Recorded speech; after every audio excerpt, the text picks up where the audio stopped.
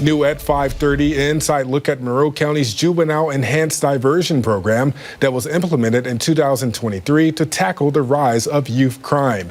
13 WHAM's Natalie Calzatoni met with the county's chief probation officer, who says the program has played a key role in improving public safety. Natalie?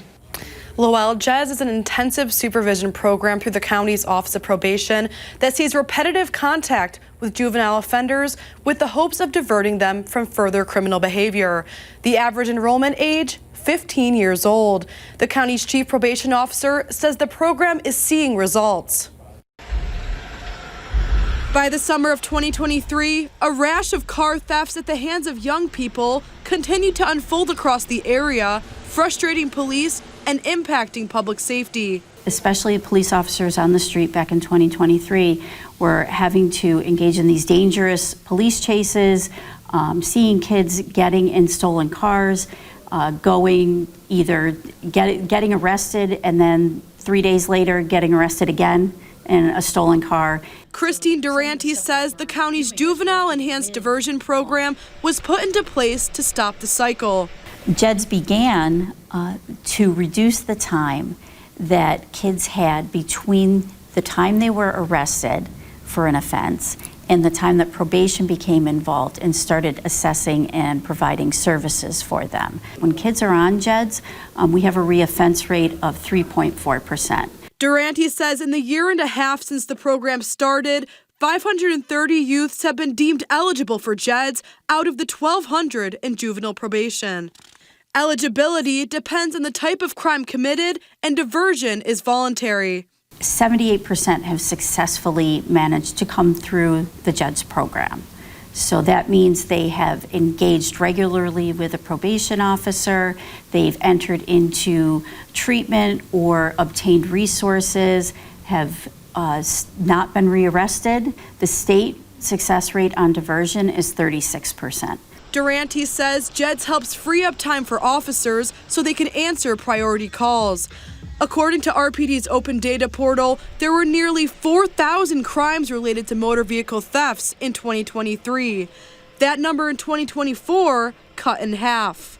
We believe JEDS has something to do with that. We have found that about 56% of the kids that come through the program have never been involved in the juvenile justice system before, which means those ones that have had contact with the system aren't the same ones coming through again.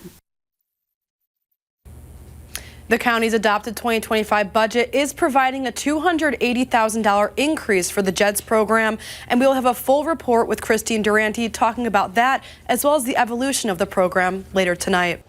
New numbers tonight on the amount of stolen cars in Monroe County. The sheriff's office says in January of this year, 181 cars were reported stolen. 55 arrests were made by law enforcement countywide, 18 of which were juveniles. Tonight, a closer look at the diversion program for young people accused of crimes. JEDS is run by Monroe County Probation and was launched in 2023 following a huge spike in juvenile car thefts and other crimes. Tonight, our Natalie Calzatoni tells us how that program has evolved.